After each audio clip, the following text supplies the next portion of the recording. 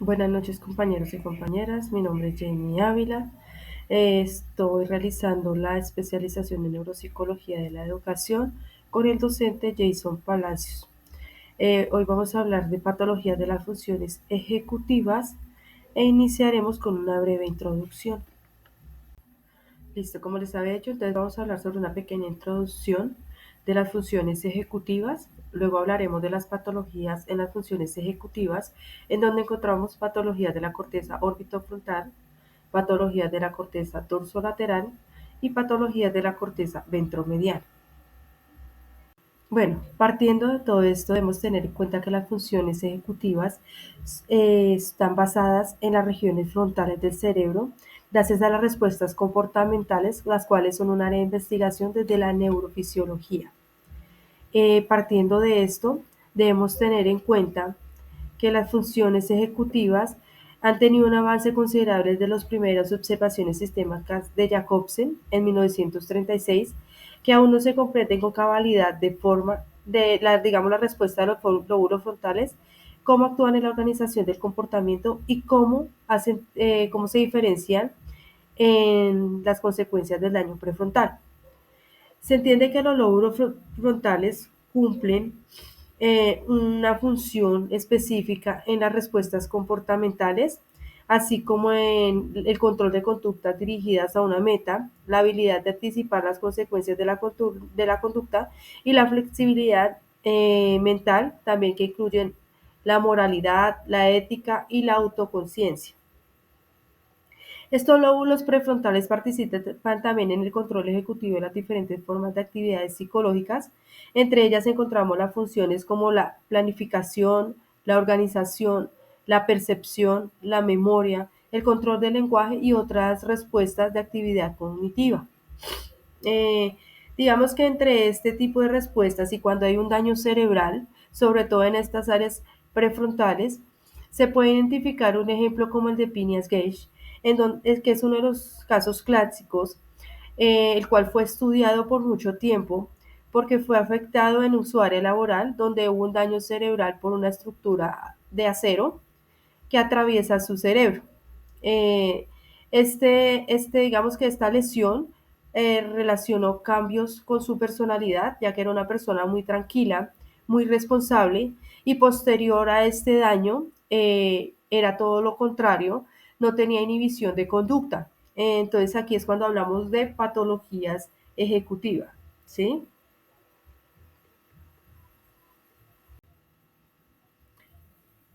Listo. Partiendo de lo anterior, también podemos decir que los pacientes con daños en las regiones prefrontales del cerebro no siempre presentan cambios evidentes en su comportamiento general, pero sí, pero sí se ha hecho un análisis cuidadoso que ha podido descubrir que hay alteraciones drásticas no solo del comportamiento, sino también de su área psicológica.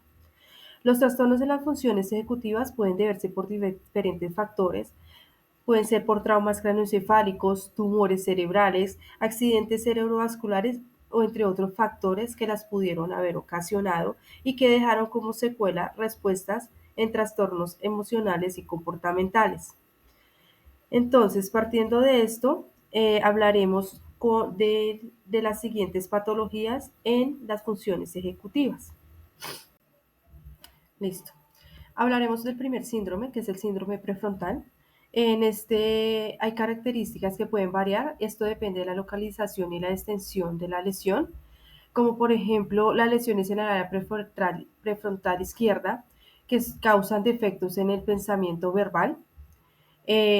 Con los cambios emocionales, que son más notables en lesiones del lado derecho, los defectos de tipo verbal, como las afasias, donde hay una dificultad en la producción verbal y hay dificultades en la memoria verbal.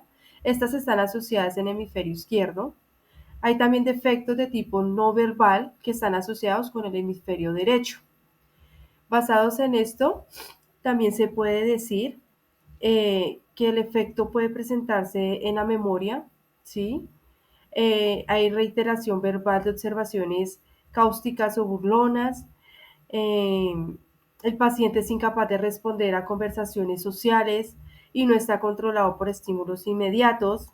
También se observa una imitación automática de gestos, hay un modelamiento posterior a que se realizan los gestos. También hay en las lesiones del circuito orbitofrontal se puede relacionar con trastornos de tipo obsesivo compulsivo. Listo, seguimos con el síndrome orbitofrontal. Este se encuentra asociado con conductas de desinhibición, impertinencia, irritabilidad, la habilidad emocional, desinterés, distractibilidad. Digamos que esto en los sucesos recientes. También se puede decir que hay una sociopatía adquirida para describir los trastornos de regulación comportamental y que incluyen tanto la falta de comprensión como la falta de remordimiento consecuente a conductas inapropiadas. Hablaremos de la corteza orbitofrontal, que se relaciona sobre todo con el sistema límbico y con las regiones basales del cerebro anterior. Es por esto que hay una desregulación a nivel emocional y que los pacientes no tienen ninguna referencia frente a situaciones que le generen algún tipo de emoción, no tienen ninguna dinámica de expresión emocional. Listo. En el síndrome frontal mesial, este se encuentra relacionado con el cíngulo anterior, que es el origen del llamado cingulado subcortical. En este, el daño de este circuito causa apatía o abulia. Digamos que la abulia es una cronificación de la apatía. Las lesiones bilaterales graves en el área frontal medial producen mutismo akinético, que es en estos pacientes donde no se encuentra motivación, que puede hablar utilizando solo monosílabas para dar alguna declaración y que no reaccionan ante términos emocionales. Este tipo de pacientes eh, en la mayoría se encuentran lesiones bilaterales graves en el área frontal media, que son aquellas que donde se produce este mutismo akinético, donde el individuo está despierto y posee autoconciencia, pero no inicia ningún tipo de conducta. Es decir, que el individuo puede estar despierto, pero no responde a ningún tipo de respuesta conductual. No lo mueve ningún tipo de motivación. También se puede resaltar que mantiene pocos movimientos espontáneos, pues se puede mostrar incontinente, habla solo utilizando monosílabas de respuestas a preguntas que se le formulan, tampoco se muestran completamente indiferentes.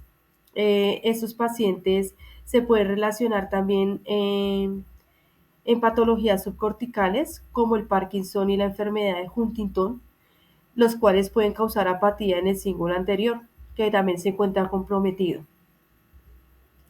También, por lo general, estos pacientes muestran latencias de respuesta largas y dificultades en la recuperación semántica, aunque conservan el reconocimiento de las palabras. Eh, Varios estudios de Luria destacan la presencia de la preservación de conductas dependientes del estímulo y de la ecolalia. Al haber lesiones dorsolaterales del hemisferio derecho, también pueden haber trastornos de tipo no verbal y paralingüístico. Y en el caso de lesiones dorsolaterales del hemisferio izquierdo, hay una disminución en la fluidez verbal y ahí es cuando encontramos una de los trastornos del lenguaje como la fascia extrasilvánea motora. Eh, También se señala que hay un aplanamiento emocional correspondiente a las lesiones bilaterales.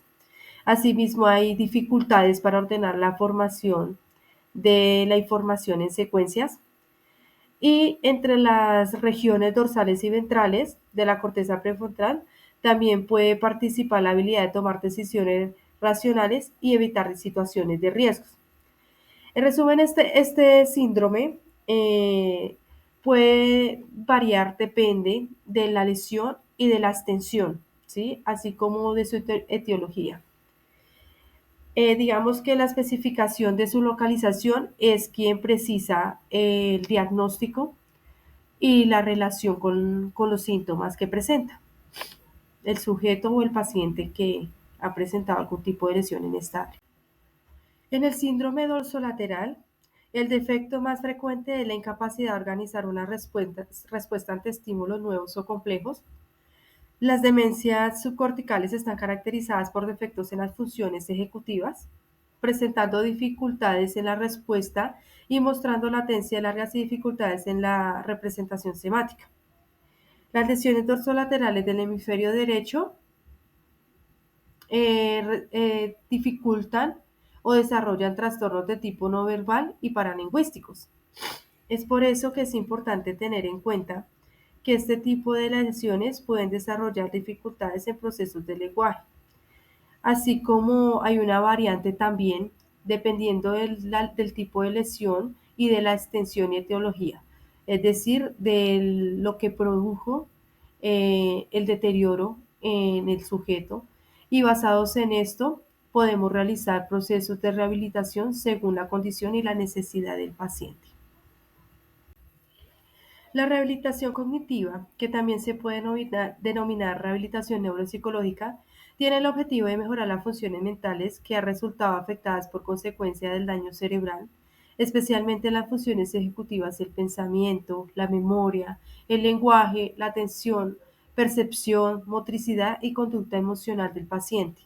Es importante tener en cuenta que como profesionales estamos en la obligación de hacer un buen proceso terapéutico según la necesidad del paciente, y para esto debemos tener una buena evaluación frente a las necesidades que nos plantean otros especialistas bajo su valoración y frente a las necesidades de cada sujeto para que su vida para que tengan una mejor calidad de vida. Anexo las referencias utilizadas en esta presentación y gracias por su atención prestada.